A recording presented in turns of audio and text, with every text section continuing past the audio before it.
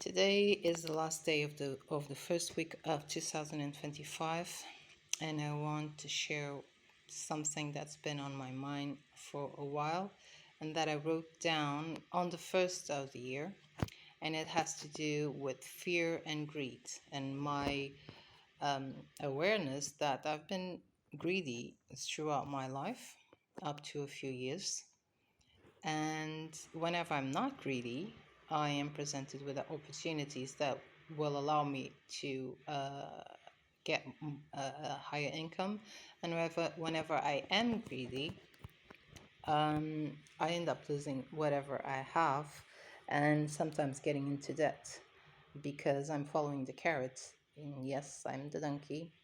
And the carrot is just a carrot. I have a bucket full of apples or carrots, and I'm just following one carrot. So I end up losing what I have for what I believe is better, but really isn't. And I wrote it down. I wrote it down as in, what is it important for me? What have I been doing? What have I been missing?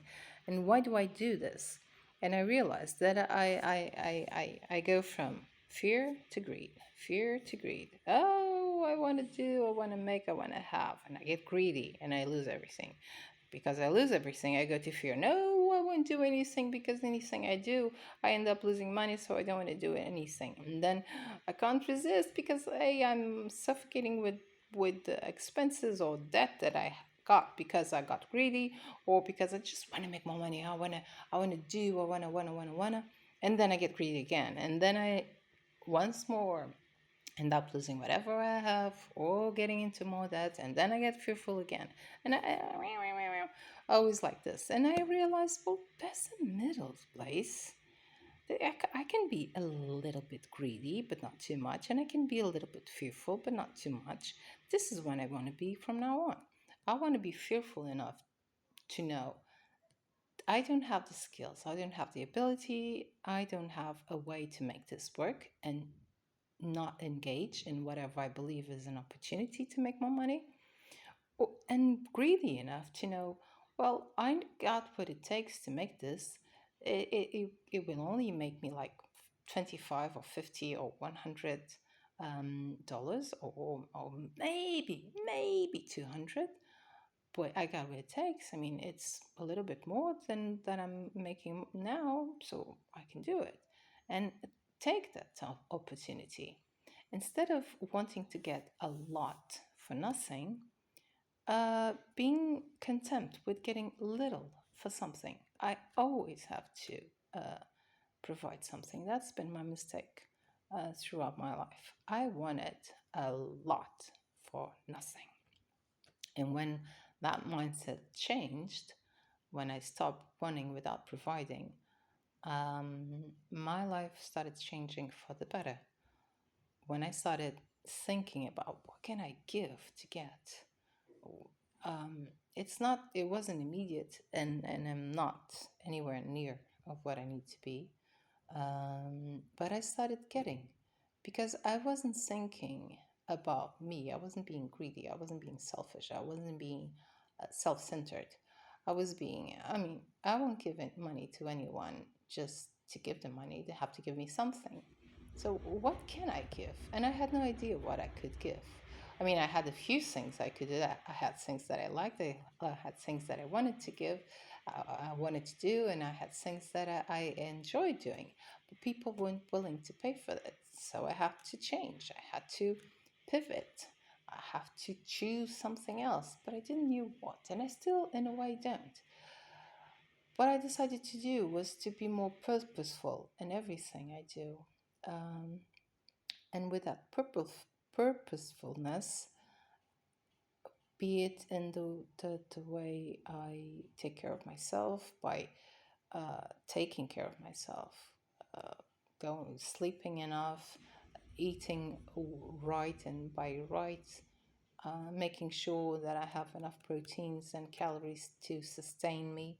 Not necessarily fancy things, not necessarily expensive things, and not necessarily um, how does it called, like those gourmet meals. Nothing. That's not eating right for me. Eating right for me is providing my body with what it needs so it can function in its optimal state. And I'm not even sure I'm doing that right, but I'm doing it the best way I can with what I know.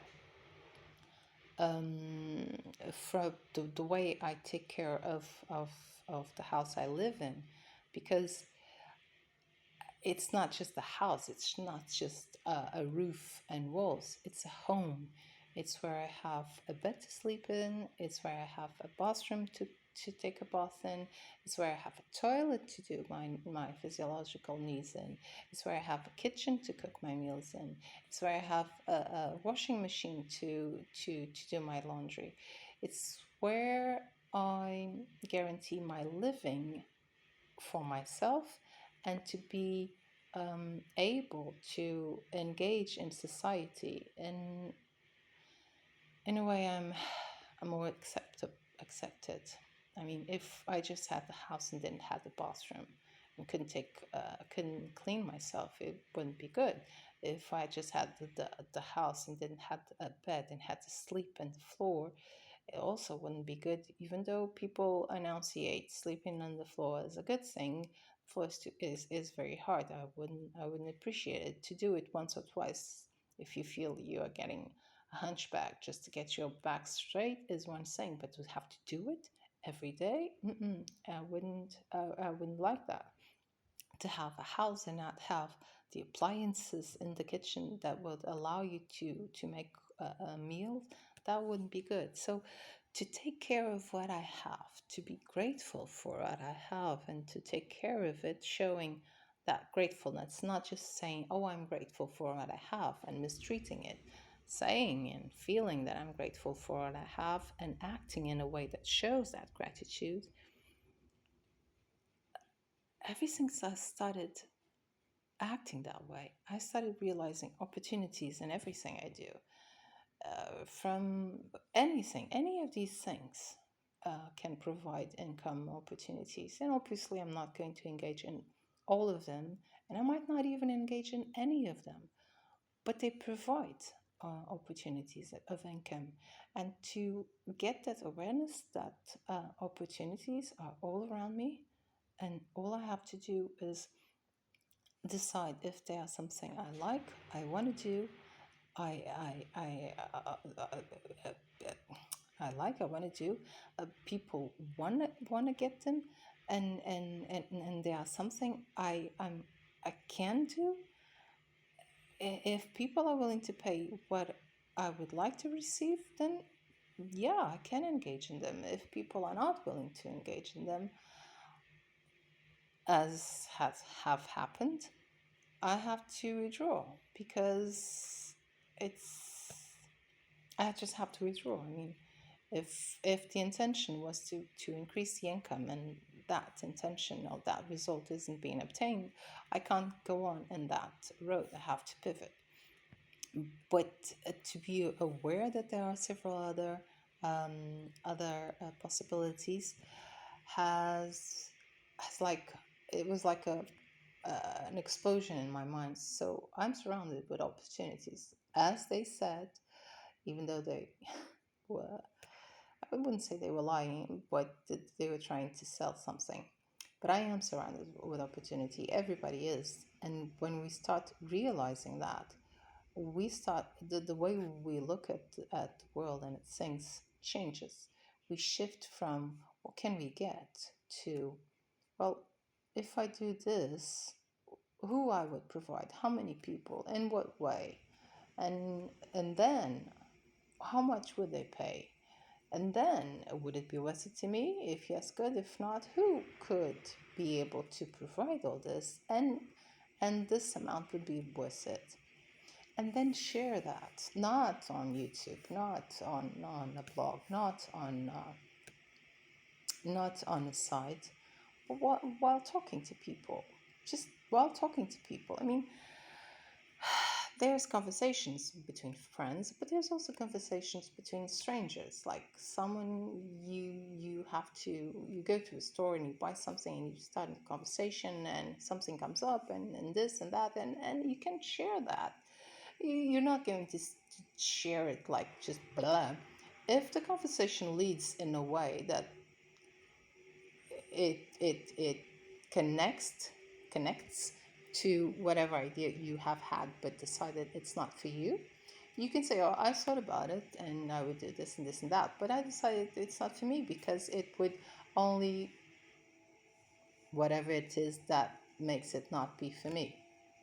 And the other person, meaning it will only provide this or that, and it's not worth my time, it's not worth my trouble, it's not worth my energy. And if the other person believes it's good enough for them, they may do it. They may not do it, but you have shared it. Instead of grasping everything for yourself that you're not even going to use, give it away. Share it around, and the other person may or may not provide you with an insight that may or may not be useful for whatever you want to do. But you're not telling them to get something. You're just telling them, and but whenever this happens, I end up getting an insight, not usually from, sometimes many times from the person I give that, but also many times not from that person, but after having that conversation, something shows up, someone shows up, something happens, and I get that hint, and that hint helps me with something else that would be more beneficial to me. Being greedy isn't just wanting without providing, um, isn't just trying to climb over others without any consideration for them. It's also not being generous. It's also not um, providing whatever you can, and sometimes you can very little. Sometimes you can just listen. Sometimes you can just give a hint if we have a hint to give. Um, but it's also being greedy in the sense of wanting more than we can chew and getting more than we provide. I've written that fear robs us from opportunity, and greed robs us from guaranteeing that the living expenses are covered, and depletes us from our money reserves. The money reserves are what they call the savings.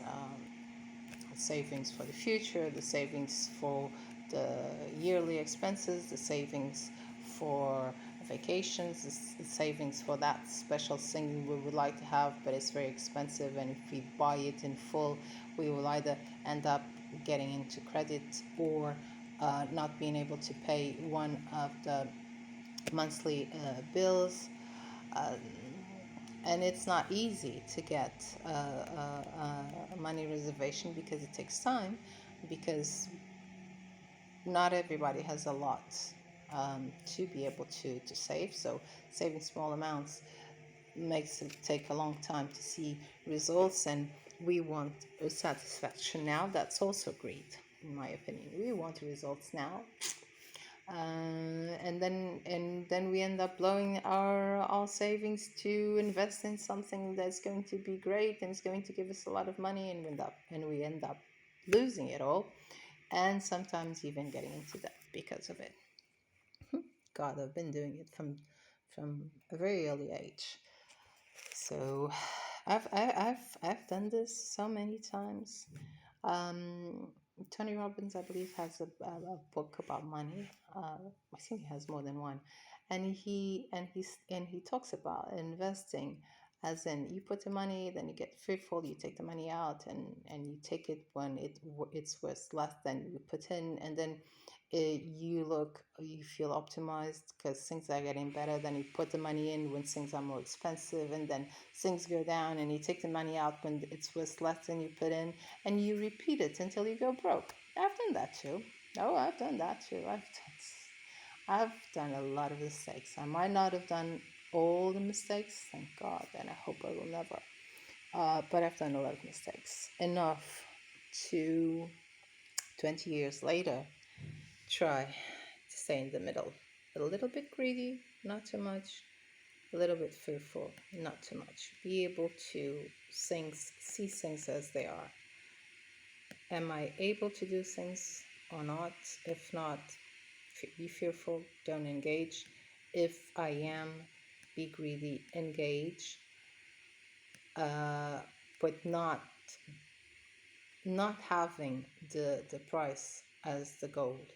I mean, yes, I will have the that amount, but not allowing the amount to be the reason why or not I engage in an opportunity, but the ability to do what it takes to get an income from that opportunity be the reason why I engage in it or not.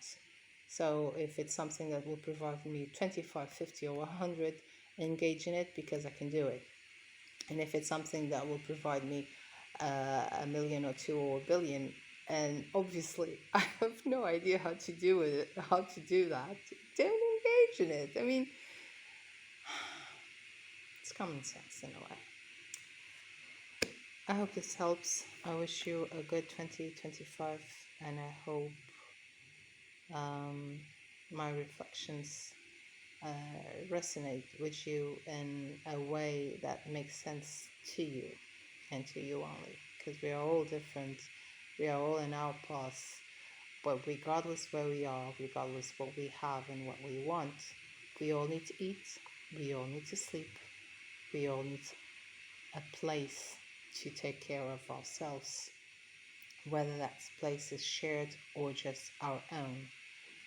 And if we have to guarantee these things first before trying to fly. We need to learn how to walk before we try to run.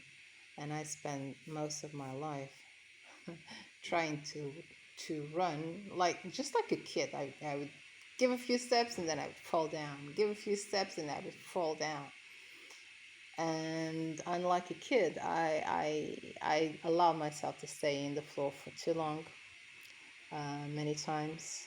And then I finally got up and stopped trying to run.